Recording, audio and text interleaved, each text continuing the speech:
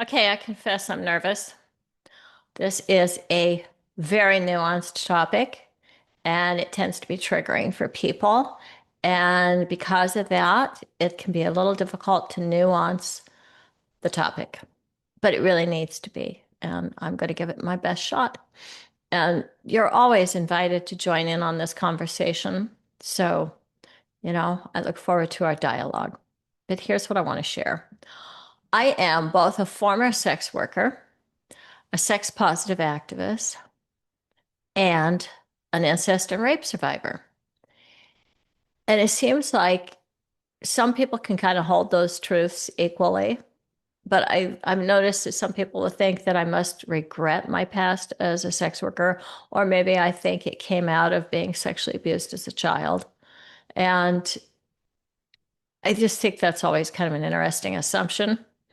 1 in 4 girls will be sexually assaulted before they turn the age of 18. 65% of those will be sexually abused by a family member or a friend of the family.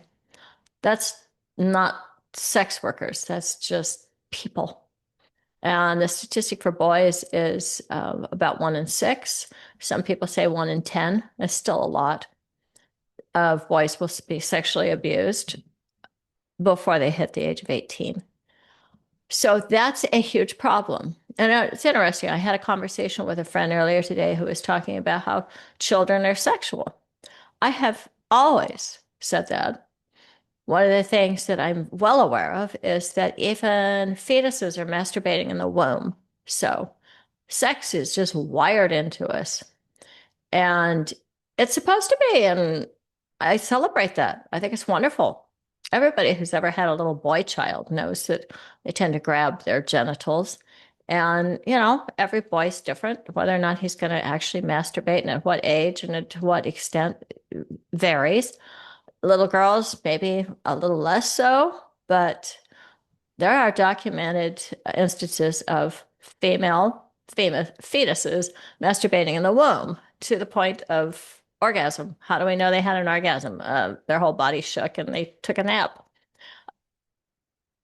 I think that's a wonderful invitation for us to jettison our shame around sex. And at the same time, it is absolutely positively no excuse to sexualize children. So if children are already sexual, then what are we worried about sexualizing them? Well, now we have to get into power dynamics, don't we? And we don't have a situation where children could make an informed consensual decision to have sex with adults. And there are plenty of pedophiles who would love to tell you that they can. There are plenty of parents who have molested their children thinking that this was an expression of love because of the way that they were raised, the way that they were molested. And there are incestuous traditions, if you will, that have follow through family lineages.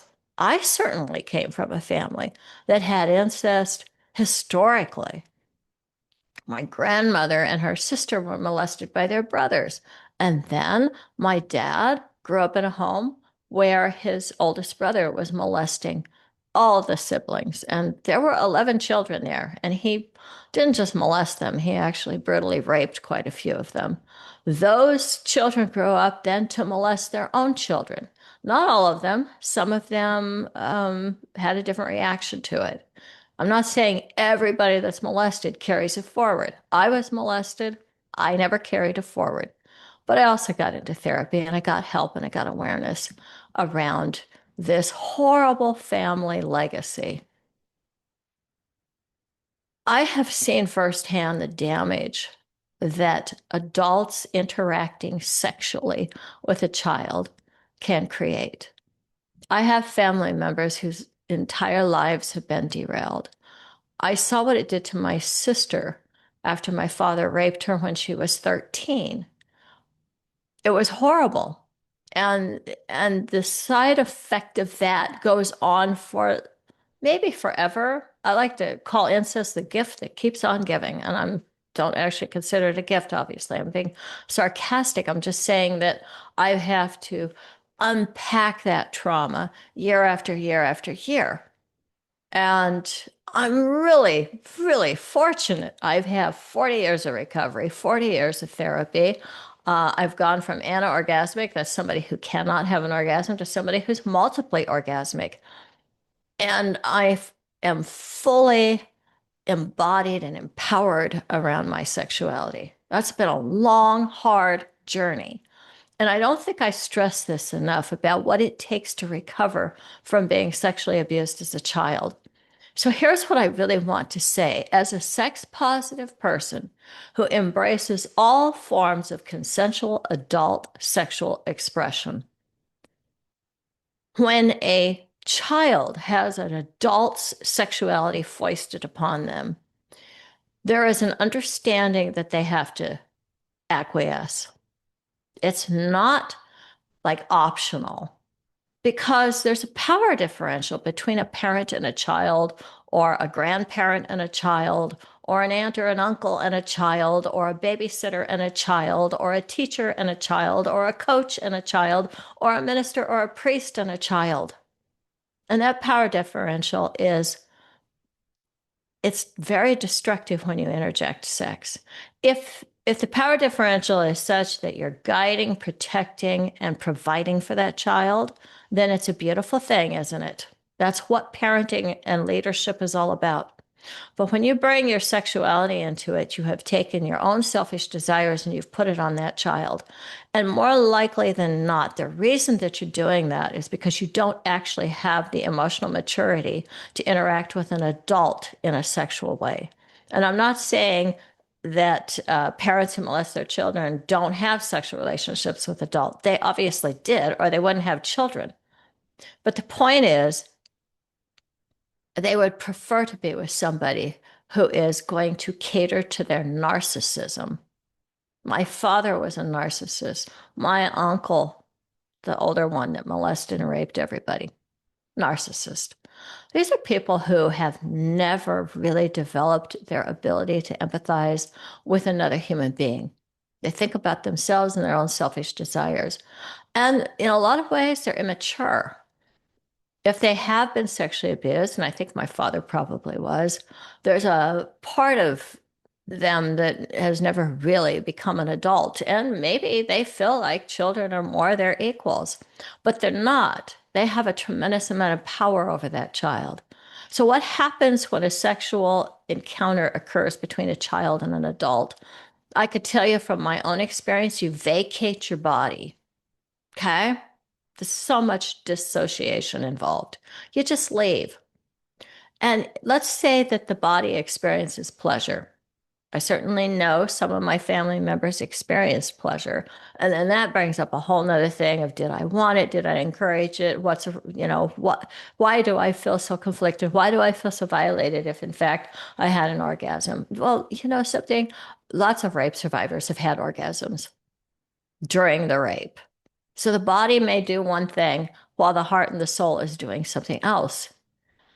And the thing that happens when somebody gets, it's one thing for an adult to have power over you in a day to day interaction that's non sexual. It is a very intrusive, invasive experience if they're having sexual power over you. It's just incredibly debilitating. And I am not wanting to in any way handicap survivors. As a survivor, I embrace my empowerment and I don't live in the trauma, even if sometimes I have to unpack further layers of it. I'm just not living there. I have had an incredibly sexually expressive and celebratory life, and I continue to do so. And the fact remains that when adults have sex with children, they create a heartbreaking level of damage. And yes, children are sexual. They absolutely are. How it is that we can't hold those two truths simultaneously is really frustrating to me. I can remember the first crush I had was when I was 3. I got a crush on the neighbor boy. He was 3. You know, fine. Some children, when they are 6, 7, 8, 9, do play doctor or show and tell, or, maybe engage in a little pseudo sexual play with each other. If it's an older child who's introducing sex to a much younger child, that's a problem. And usually you're going to find out that that child was sexually abused. And so now they're bringing that to another child. Why is it a problem? Well, a child that is older than another child has authority and power. That's the way this society works. If we did not have a hierarchical society, would it be as damaging? I don't know, but we do. And we have that around the globe. So while we're in that kind of a situation, I just really want to stress it damages in a huge way. It really, really does. And that is not to any way, shape, or form say that children aren't sexual or that they shouldn't be sexual. What's important to know is adults should not be sexual with children. And I really hate that we're having to have this conversation. I was just reading about Alan Dershowitz. Apparently, in the 90s, he wrote an article saying the age of consent should be lowered to 15. Okay, well, if you're going to say that it's okay to have sex with somebody who's 15, that 15-year-old should be empowered to get a job, to vote, to drive a car, to own property, and to drink. And if you don't think that they're adult enough to be able to handle all of those adult responsibilities, which is a form of power, so you're not going to let them have power, but you're going to allow an adult to violate their choice. No, that doesn't fly. You can't have it both ways. We can argue forever about what the age of consent should be. But I will always tell people there is one thing we don't argue about. There should be an age of consent. I personally do not think 15 is appropriate. And when I was 15, I was very sexual in my mind, in my body. And I wanted to go out with a guy who was 22. And fortunately, my mother was very opposed to that. She was a conservative religious woman. I resented that. Looking back, even as a sex positive former sex worker, I can tell you, I think she was right about that. I really do. What in the hell does a 22-year-old want with a 15-year-old? Seriously. It's probably not to meet on common ground in an equal setting that has the same level of power. When I was lecturing at colleges and universities, I had a rule that I would not date any of the students who attended my lectures. Very simple reason for that. It's an expressed power differential. Their instructors, their professors had invited me to come speak as an authority on sex. And it was perfectly legal. We're talking about 18 to 20-year-olds here. But I knew that that was a setup because of the expressed credibility that I was going to be given by their professor. So I considered that abuse of power. That doesn't mean that I wouldn't have dated somebody the same age under other circumstances. I'm hoping at some point we can start to really understand why the power differentials really matter in sexual contexts. I think we are starting to understand that in places of employment. We've started to realize, oh, yeah, it's not really a consensual relationship if it's a professor and a student, or if it's an employer and an employee. Why are we still arguing about whether or not it's okay for adults to have sex with teenagers? I really want to know, why are we still having that? Um, and I realize not all of us are, by the way, but there are some people out there, Megyn Kelly, for instance. There are people that are going to try to change our laws around this so that they can continue to do what they do.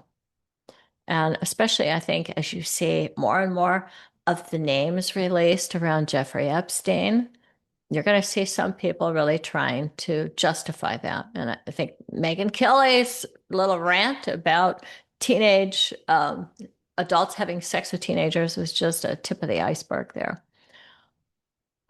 So, as a survivor and a former sex worker, and somebody who has built her entire reputation on a lack of sexual shame and empowering adult consensual sexual behavior, I just really wanted to weigh in on this. And I'd love to hear what you think about it. And yeah, just leave your comments and let me know what you think.